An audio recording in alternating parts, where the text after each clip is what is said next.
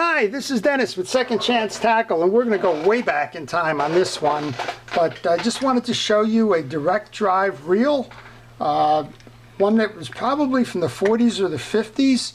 This is an Ocean City Sealake reel. It's a survivor. It's still going, and it's probably the simplest of all types of fishing reels. I call them department store or hardware store or general store reels.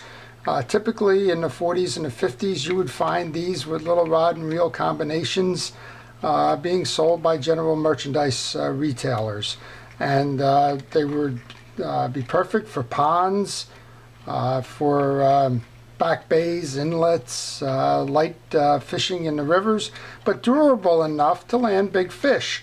Surprisingly well engineered for the little package that it is. And as I mentioned, it's a survivor. It's still going today.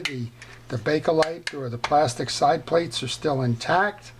The clicker, well, the clicker seems to work. There we go, a loud clicker. The only thing that it's got going for it is the discoloration on the metal, and there is rust on the reel seat.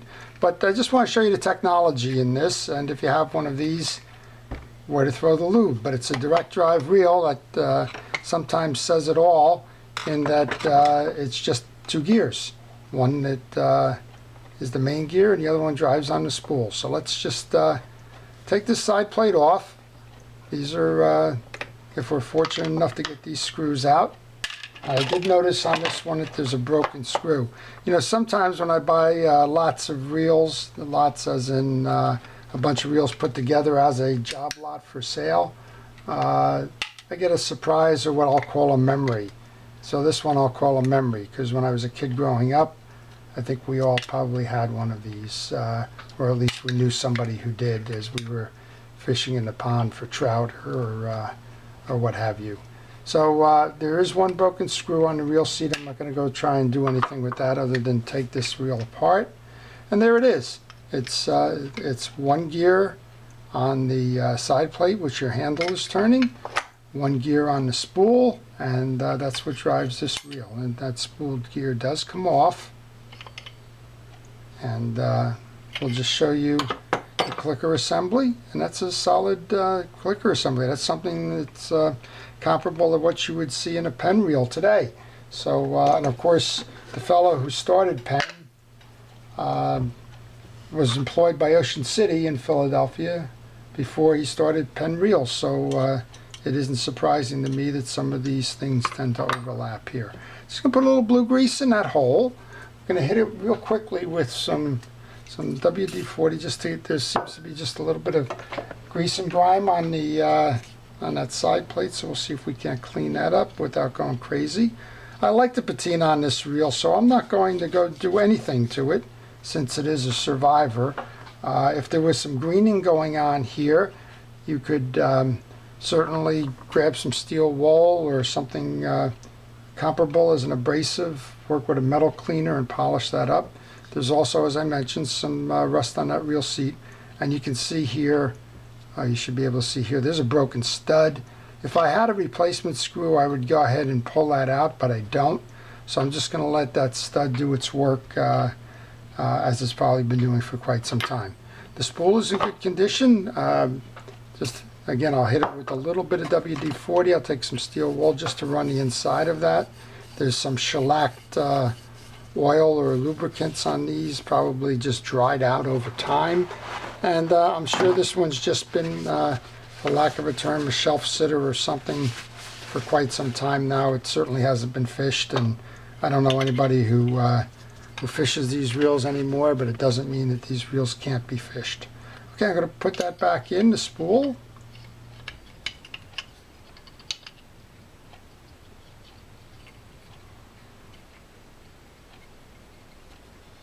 And then we're going to put a little bit of lube on the other side of the spool here. This is the spool gear.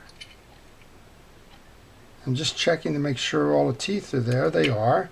And that gear is in pretty good condition, so I'm going to just blue lube that.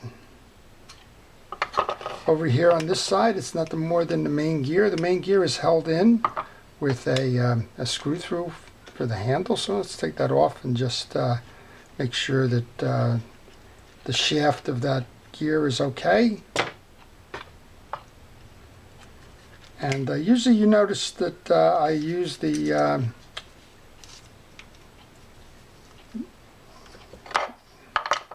parts bucket, but there's so few pieces and parts, and I'm working directly to put them right back in, that really doesn't matter. Look at the quality of this. I just did a video on cheap reels. Look at the quality of this. You got a stainless shaft, you got a brass gear, and this is in a 5 and dime store reel of the day, right? Don't know what these things cost initially. Back in the 40s, they were probably $1. I don't know. It'd be interesting to go do some work behind it. So I'm just putting some more blue grease back on there just to make sure that that channel is okay.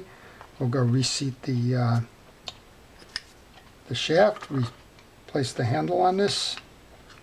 So Ocean City, it was around a long time.